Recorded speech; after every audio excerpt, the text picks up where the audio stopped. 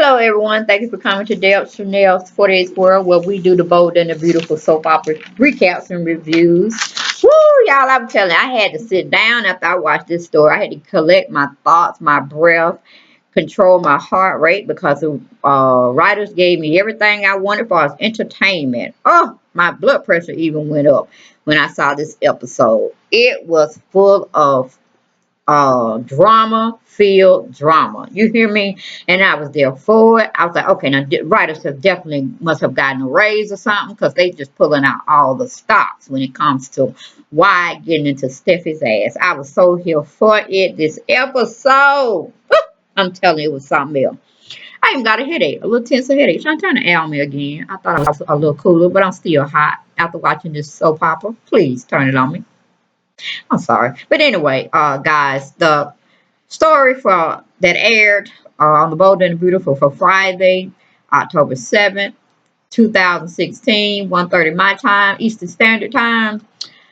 Woo, I didn't get a chance to see it Friday, but I caught it Saturday, and I'm taping just before I go to work. And I just want to tell you, it was hot, hot, hot. Like we were back in the summertime here up in Georgia, and it was like ferocious hot this summer, this past summer, I should say. But anyway, we're going into the summary that they give us. They have Ivy tries again to reunite with Liam. Carter reconsiders keeping Ridge's secret.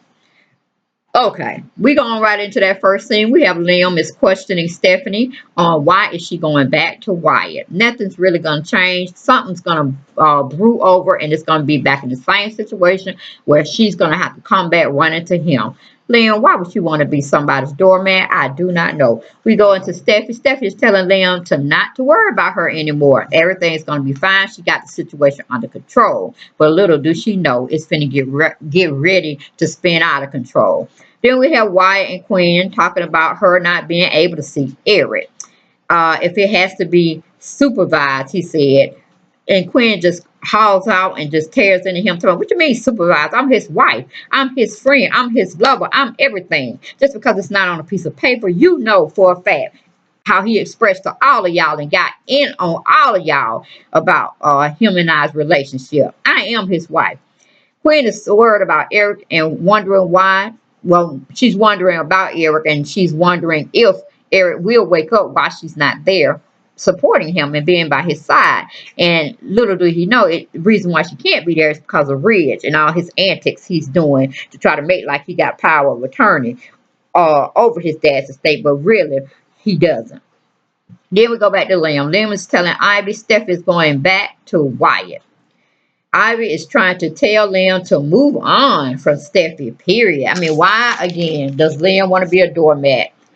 I don't understand, but I don't care about Liam and his feelings and where he wants to go pining after Steffy. He's going to learn about her sooner rather than later, that she's no better than Quinn. She's deceptive, she's manipulative, and she's going to get what she wants. And that's pretty much to play both brothers at the same token. Then we have Wyatt and Quinn still talking about this power of attorney thing. Both of them are still under the assumption that she has no power of attorney. But Wyatt's going to break out with some new news towards the end of this episode, and he better do the right thing. Okay, we go to Ridge and Steffy talking about Quinn really having power of attorney over Eric's health and his estate, and this secret has to be kept between them two. They cannot let anybody know, not even the rest of the family. Now, how deceptive can that be? You're lying to your family members and your support group when it comes to taking care of your uncle, I mean not your uncle, your grandfather, as well as Ridge, that's his father. Okay, they having that Maroney mentality going on. See, they surely are not Forresters, and I don't know why Ridge got them in trouble the first time by following his footsteps, and Eric had to tear into all of them. And then they're going right back down the same road. I'm like, okay, somebody need to wake up in the family. If it means Wyatt to start that fire for that flame to keep rising, then so be it. We go to commercial. We come back. We have Liam is remembering Steffi's wedding dress while he holds it in his hand. He's remembering everything. I could slap Ivy in the face because why would you bring something bad that Liam is going to identify that's not going to help you when it comes to him trying to get back to Steffy. Bad move, Ivy. You should have let him see the other dresses, but not that particular one. But you have a little scheme up your, you have a plan up your, well, you're scheming on a plan of action that you want to take. Hopefully, don't backfire on your ass. Anyway, we have Ivy. Ivy's basically throwing herself at Liam full throttle. She's not being a timid, shy person anymore. She's just putting it all on the table that she's going to chase out the Liam. She's just letting him have full knowledge of it, that she's not going to give up with getting back with him. And he's looking all like, what? Where did that come from? You still got feelings for me? I mean, he's still dumb to the fact because he can't breathe and sleep anything but Steffy. We move on from that situation. We go to Quinn. Is telling Wyatt she will go to jail if she had to because she needs to see her husband. She needs to see Eric. Wyatt said, no, Mom, we ain't going to jail. We ain't finna get that dramatic with it. No, we're not going to do that. We're going to find some kind of way to get you to see him, whether it's supervised visits. And I know you don't want that, but hey, that's the best way it is for right now, because right now you don't have power of attorney. So he's basically trying to reel her back in from the insane side of life back into reality, and where she just has to deal with protocol and rules and regulations and what the law says, you know. So he's putting it in her face 100% and not letting her deviate in any other way. Then he goes in and just stabs her in the heart one more time to put her out of her misery with Eric, give her something else to think about. He goes on to tell her that Steph is moving back with him. So it is some rays or sunlight coming, even though hers is dark and gloomy at this time. But, you know, surprisingly, she supports Wyatt. She said, okay, but good. I'm glad your life is coming apart. I'm coming back together as mine is falling apart. But she does show some sympathy and empathy towards his plight of him being mourning his marriage and how it may end up. So she's definitely supporting her. So I like her and him, meaning Stephanie and Wyatt's relationship. So that's a good thing. That's a good thing. So you're showing another side of Quinn that everybody seems like she don't have. But, you know, Steffi is pretty much emulating her bad ways now. So the tables have kind of turned in a sense. Then we go to Carter. Carter shows up at Steffi's house that she shares with Liam, their little beach house, while Ridge is also there helping her unpack for, you know, her move back in situation. And somebody had told him at the office that Ridge was over there helping Steffi move back in with Wyatt. So he comes in and says to both of them that he's having second thoughts. It's a legality type thing going on. And he said, we just got to find a way to let Quinn know she has power of attorney, but we can try to fight it to take power of attorney away from her. That would be the best way to handle this situation. Of course, Bridge and Stefford pounced on him saying, no, you got to do this for the team. You got to do this for the Forrester team.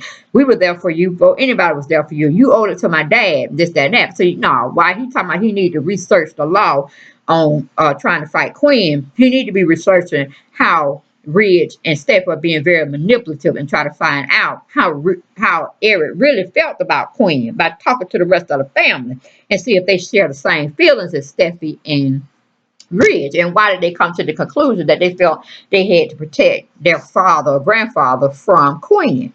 That's what he needed to be doing research on. And then he could just go on and turn the tables on Ridge and Steffi and say, y'all are family, y'all do what y'all want to do, but first and foremost, I'm a man trying to make it in this world, and my livelihood is being, questioned. So I ain't finna let that happen because I wasted too much time in school and educating myself post, secondary school. And the bar was hard to pass. I ain't finna let y'all take my livelihood. Hell, Quinn is the, he should shout out, Quinn is the real power of attorney, let have, and I'm out of here. Peace. That's what he should say.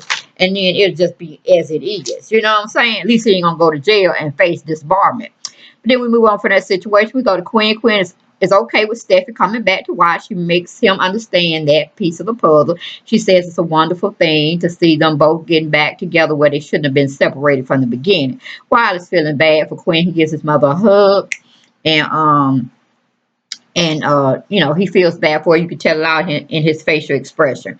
Ivy is begging Liam to accept her back. I don't know. I'm like, give Ivy a better part to play, because right now I ain't liking the the sinister things she's got going on and try to play like she's Steffy in all the ways. And I'm like, come on, Ivy, give me a little bit more creative. Don't go back and emulate Steffy. Because how are you going to break the cycle of him going back to Steffy? You're going to act like you Steffy. I mean, come on.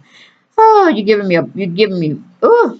a heart attack right here. You're giving me anxiety. You're giving me everything. It's the wrong way, wrong street you're going down to try to convince Liam that he don't need Steffy by you trying to play like her being in the wedding dress and all this kind of mess. I mean, come on, Ivy. You could have thought of a better plan than that. Anyway, we go to Carter. Carter's telling he has a legal obligation to make sure Quinn knows she's power of attorney. But Steffy and Ridge convince him again.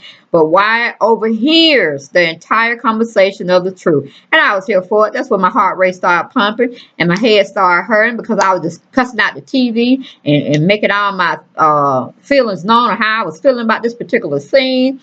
And it was just totally ousting what's her name, Steffy out on all the manipulative, controlling ways she was trying to say Quinn was doing, but she's doing the same exact thing because she wants power over the company. She's showing her dangerous side. She's being protecting when she's not really trying to see the best interests of her grandfather. It's just trying to protect all those assets.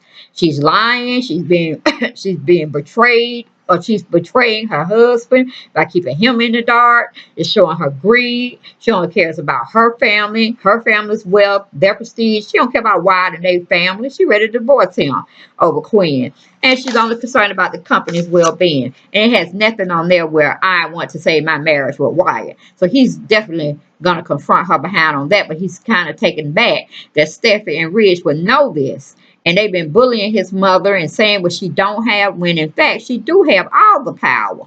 And he's feeling some kind of way about it. And I'm glad he's seeing truthfully what Ridge and Steffy is all about. They're Maroney mentality. They're not Forresters, man. They're Maroneys. You did a step up by bringing her to the Spencer clan. At least he got his wealth the truthful way and the hard-working way. Ridge ain't did nothing but rode on the coattails of his mother being unfaithful to Eric. Okay, he really is a Douglas and a Maroney. He needs to deal with it and take his kids with him because they're not true Forresters.